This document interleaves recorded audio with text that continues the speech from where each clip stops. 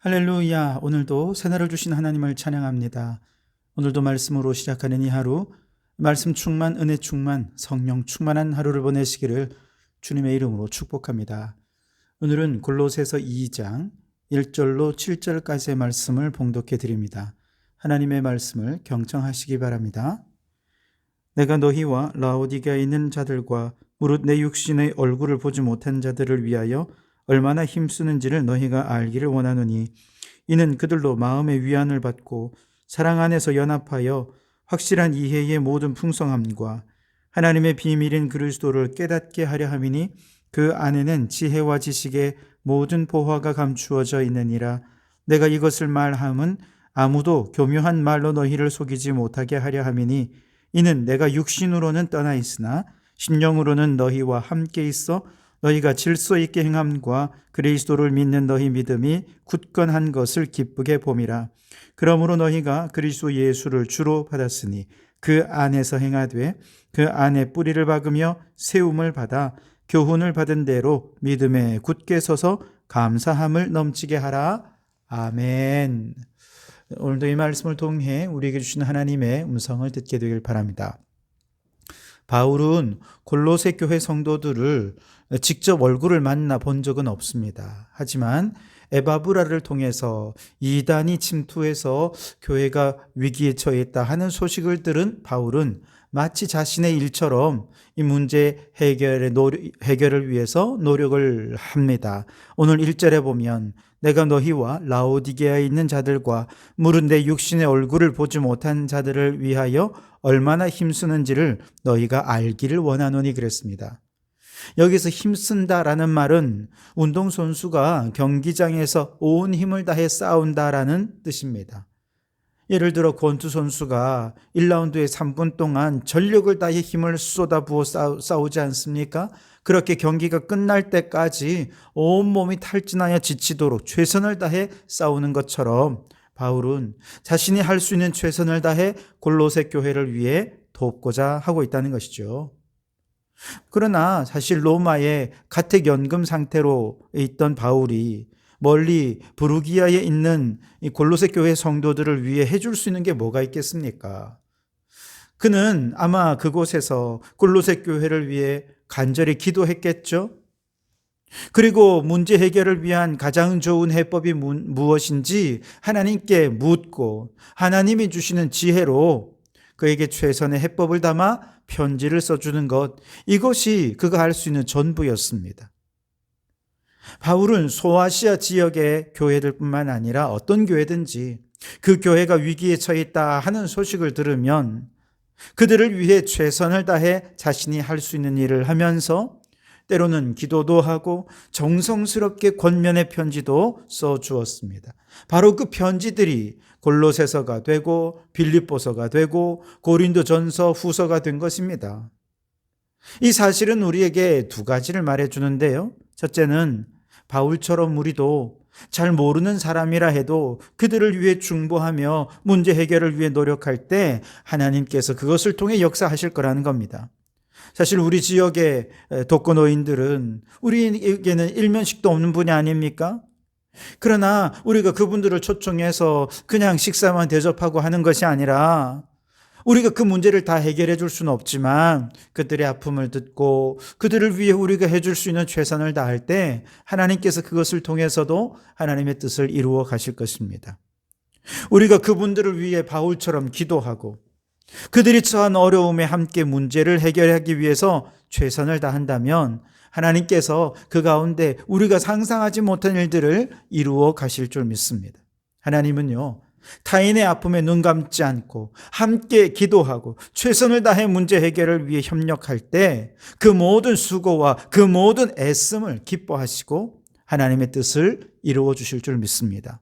두 번째로 사람의 차선책이 하나님의 최선책이 될 수 있다는 것이죠. 만일 당시에 바울이 골로새 교회를 비롯한 소아시아 여러 지역의 교회들을 직접 방문할 수 있는 상황이었다면 골로새서를 비롯한 여러 서신의 어떤 서신을 쓸 필요가 없었겠죠. 편지를 쓸 필요가 없었을 것입니다. 그냥 직접 가서 문제를 해결하고 또 문제 해결을 위해 리더십을 발휘하며 도움을 주면 되는 것이죠. 그런데 바울은 여러 가지 이유로 지금 골로새 교회 같은 경우는 가택연금 상태이기 때문에 도무지 갈 수가 없는 거죠. 이런 것과 같이 어쩔 수 없이 편지를 써서 그렇게 문제 해결에 도움을 주었는데, 놀랍게도 하나님께서는 바로 그 편지들을 복음의 능력이 나타내는, 권세와 능력을 나타내는 그런 서신으로 사용하셔서 성경책이 되게 하시고 오늘날까지 우리에게 영향을 끼치게 하신 것이죠. 즉 사람이 보기에는 자선인 줄 알았는데 하나님은 그것까지도 최선으로 만들어 주시더라는 것이죠. 올 한 해 어쩔 수 없이 행한 자선책이라 하더라도 하나님이 들어 사용하시면 그것이 하나님의 최선이 되어서 문제도 해결하고 복음의 문도 열려지고 하나님의 뜻이 이루어지는 결과로 열매 맺게 해 주실 줄 믿습니다. 그러니 여러분, 자선책이라고 낙심하지 마시고 매 순간 바울처럼 최선을 다하는 우리 성도들이 되실 수 있길 바랍니다. 2절에 보시면 이는 그들로 마음의 위안을 받고 사랑 안에서 연합하여 확실한 이해의 모든 풍성함과 하나님의 비밀인 그리스도를 깨닫게 하려 함이니 그랬습니다. 그리스도는 무엇입니까? 하나님의 비밀이다, 그렇게 얘기합니다. 아니, 왜 그리스도가 비밀인가요? 비밀이란 감추어졌다는 것 아닙니까? 하나님은 구약시대 때부터 아브라함과 모세와 다윗을 통해서 끊임없이 하나님의 구원의 계획을 약속하셨습니다. 하지만 그 구원의 실체가 무엇인지는 밝혀지지가 않았죠. 수많은 선지자들이 장차 이새의 뿌리에서 다윗의 영광을 회복할 구원자가 나타날 것이다 예언을 했고, 그런데 그는 털 깎는 자 앞에서 잠잠한 어린 양처럼 세상 죄를 짊어지고 고난의 길을 걷게 될 것이다 예언했지만 도대체 그가 누구인지 누구도 알 수 없었습니다. 하나님의 비밀은 감추어져 있었던 것이죠. 그래서 바울은 감추어졌던 비밀이다라고 말하는 것이죠. 그런데 이 비밀이 예수 그리스도 안에서 드러난 것입니다. 예수님의 성육신과 십자가와 부활을 통해 하나님의 구원의 계획이 완전히 공개되었습니다.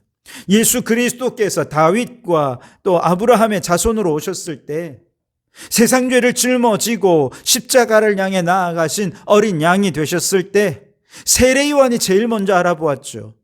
세상 죄를 짊어지는 하나님의 어린 양이로다. 그에게 세례를 베풀었습니다. 베드로는 성령으로 예수님을 향해 주는 그리스도시요 살아계신 하나님의 아들이로소이다 라고 고백했습니다. 그리고 주님이 십자가 상에 달렸을 때 백부장이 예수님을 바라보며 그는 실로 하나님의 아들이로소이다 라고 고백했습니다. 십자가에 달리신 예수, 그분이야말로 하나님의 비밀을 드러내는, 하나님의 비밀, 그 구원의 계획에 한 사람의 이름으로, 한 사람의 얼굴로 이 땅에 드러난 분이 예수 그리스도라는 사실을 증거했던 것이죠. 3절에서는 이렇게 말하죠. 그 안에는 지혜와 지식의 모든 보화가 감추어져 있느니라. 죄인을 구원하시려는 하나님의 계획에 대한 지혜가 그리스도께 감추어져 있습니다. 그리고 그리스도 안에서 드러났습니다. 죄인이 진리의 길을 걷고 영생의 길을 얻게 되어서 하나님 아버지께로 나아가는 그 놀라운 천국의 길이, 그 보화와 같은 지혜와 지식이 그리스도 안에 있다는 것입니다. 하지만 이단들은요, 마치 자신들이 더 높은 차원의 지혜를 가진 것처럼 말합니다. 그렇게 율법의 의를 자랑하고 그들이 가진 영적 지식을 자랑하지만 그것은 성도들이 예수님으로부터 멀어지게 하고 구원의 길로부터 멀어지게 하는 속임수에 불과하다는 것이죠. 우리가 창조된 목적과 삶의 의미와 구원과 영원한 삶에 대한 모든 지혜와 지식은 예수 그리스도라고 하는 보물 상자 안에 감추어져 있는 것이죠. 그러니 우리는 다른 곳을 기웃거릴 필요가 없습니다. 오직 예수 그리스도, 그분을 믿기만 하면, 예수를 그리스도라 믿기만 하면 그 믿음이 우리를 구원의 길로 인도해 주실 줄 믿습니다. 자, 그런데 골로새 교회 성도들은 이런 이단의 속임수에 넘어가지 않고 감사하게도 굳건한 믿음을 너무 잘 지키는 거예요.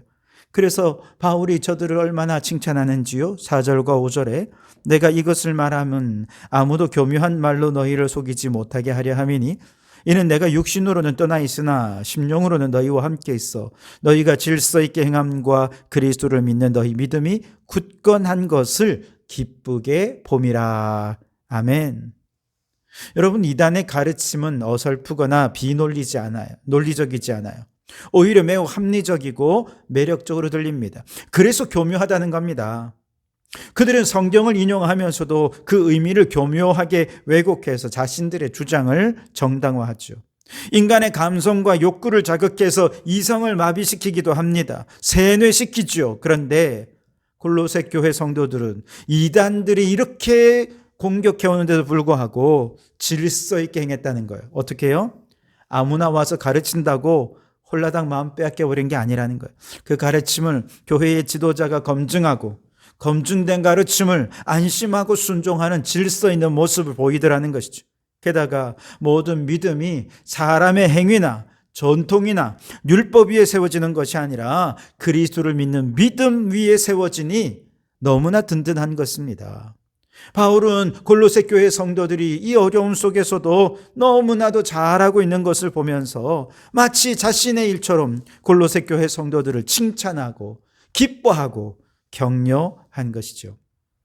그러니 여러분, 비록 이단에 흔들리는 상황이라 해도 그리스도 예수를 나의 주 나의 하나님으로 믿고 그 믿음에 깊이 뿌리를 박으면 앞으로도 흔들림 없이 이단을 물리칠 수 있고 믿음이 계속해서 자라나게 될 것이라 권면하는 것이지요. 6절과 7절에 보시면 그러므로 너희가 그리스도 예수를 주로 받았으니 그 안에서 행하되 그 안에 뿌리를 박으며 세움을 받아 교훈을 받은 대로 믿음에 굳게 서서 감사함을 넘치게 하라.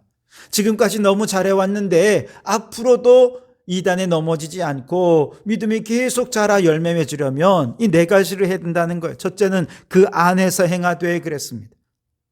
무엇을 하든지 그 일과 내가 하는 행동이 예수님의 가르침 안에 있는지 점검하라는 것이죠.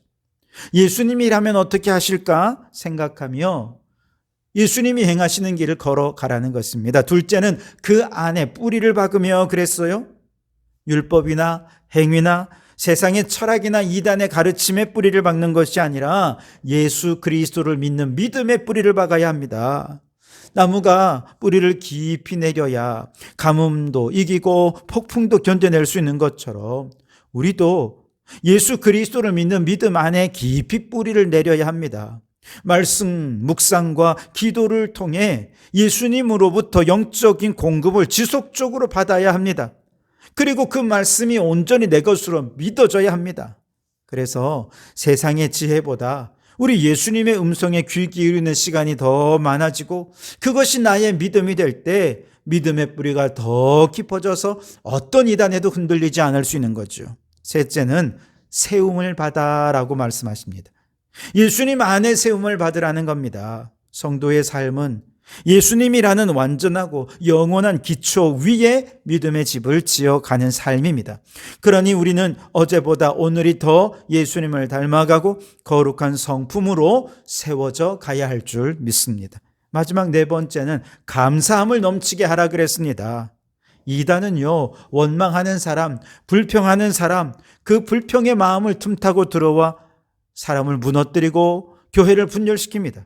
아무리 교리적으로 잘 무장이 되어 있다 해도 지식적으로 잘 안다 해도 감사하지 않고 원망하고 불평한다면 이단에 의해서 아예 그 믿음이 뿌리째 뽑혀질 수 있는 것이죠.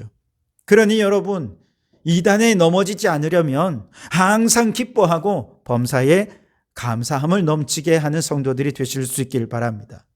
여러분, 하나님의 구원을 이루기 위해 이 땅에 오신 하나님의 비밀, 예수 그리스도를 믿는 믿음 위에 믿음의 뿌리를 잘 박으시고 믿음 위에 굳게 서서 항상 감사하며 살아가면서 우리에게 주신 은혜의 비밀을 누리고 이 비밀이 여전히 감추어져 있는 많은 사람들에게 비밀을 드러내는 우리 성도들이 되시기를 주님의 이름으로 축원합니다. 기도하겠습니다. 사랑과 은혜가 풍성하신 하나님, 바울이 얼굴 한번 보지 못한 성도들을 위해 힘써 기도하며 최선을 다했던 마음을 오늘 우리에게도 허락해 주십시오. 우리도 연약한 이웃과 어려움에 처한 사람들을 위해 중보하며 할 수 있는 최선을 다해 저들을 섬기는 믿음의 사람이 되게 해 주시옵소서. 주님, 때로는 우리의 선택이 자선처럼 보일지라도 하나님은 그것을 사용하여 최선으로 바꾸시는 분이신 줄 믿습니다. 올 한 해 우리의 작은 순종과 수고도 주님의 손에 올려드리오니 복음의 문이 열리고 하나님의 뜻이 이루어지게 하여 주시옵소서. 예수 그리스도 안에 감추어진 지혜와 지식의 보화를 깊이 깨닫게 하시고 그리스도 안에 뿌리를 내리고 그 위에 세움을 받아 흔들리지 않는 믿음으로 서게 하여 주옵소서. 교묘한 거짓과 미혹으로부터 우리를 지켜주시고 언제나 감사함이 넘치는 삶을 살게 하여 주옵소서. 하나님의 비밀이신 예수 그리스도를 더욱 깊이 알아가며 그 은혜의 비밀을 아직 알지 못하는 이들에게 담대히 전하는 저희들 되게 해 주시옵소서. 예수님 이름으로 기도하옵나이다. 아멘.